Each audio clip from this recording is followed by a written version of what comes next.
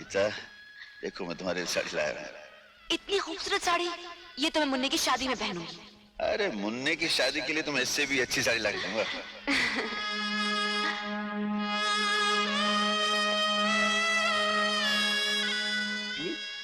पापा, कॉमिक में लिखा है कि काजल लगाने से आंखों की रोशनी बढ़ती है। कॉमिक की सारा दिन पढ़ता रहेगा, स्कूल जाने की तैयारी भी करेगा। चल भाग, यस भाग, चल।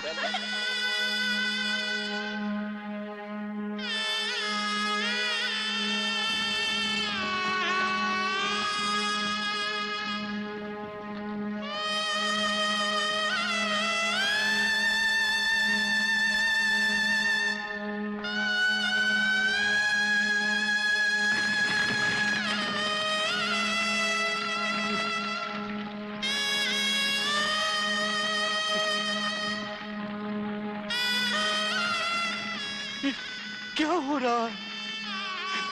ये क्या हो रहा है?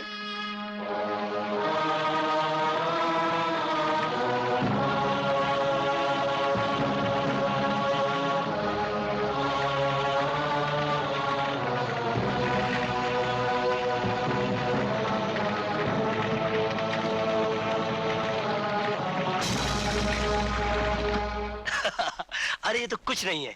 उसके बाद हम लोग सुबह से लेकर शाम क्या बात है भैया, आप अकेले आए? आज तो मुन्ना का बर्थडे है ना? ना हाथ में केक, ना साथ में मुन्ना और भाभी।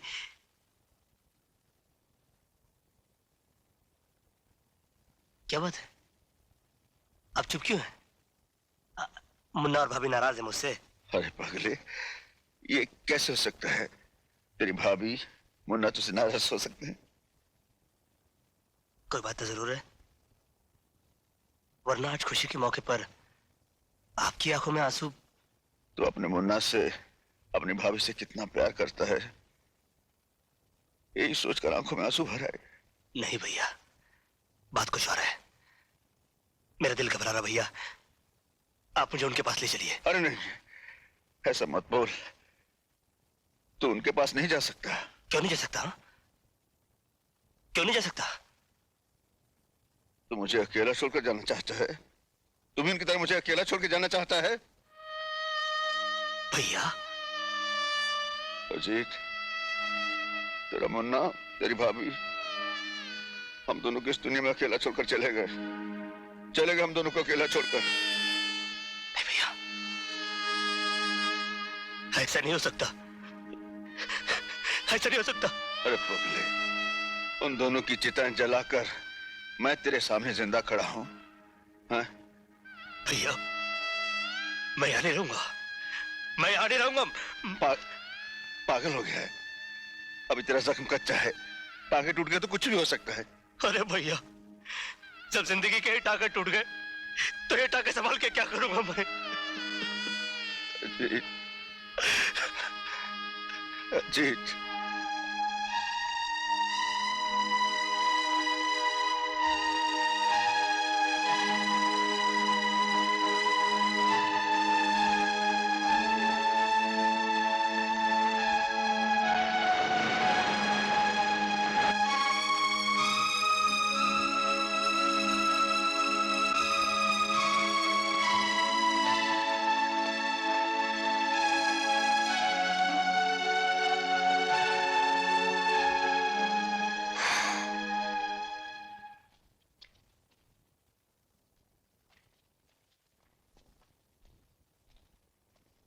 कुछ पता चला?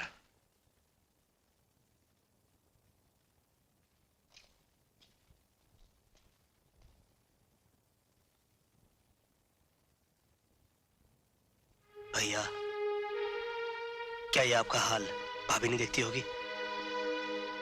क्या मुन्ना की आत्मा नहीं तड़पती होगी कि उसका बाबा 3 दिन से भूखा है?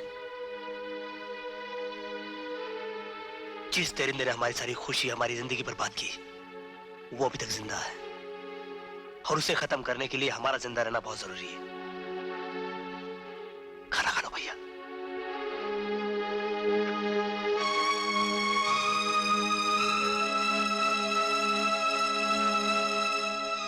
भैया, इन्होंने भी कुछ नहीं खाया।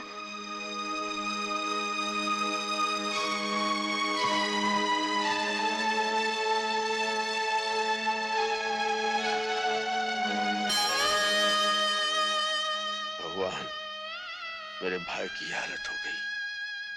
मैंने उफ तक नहीं की।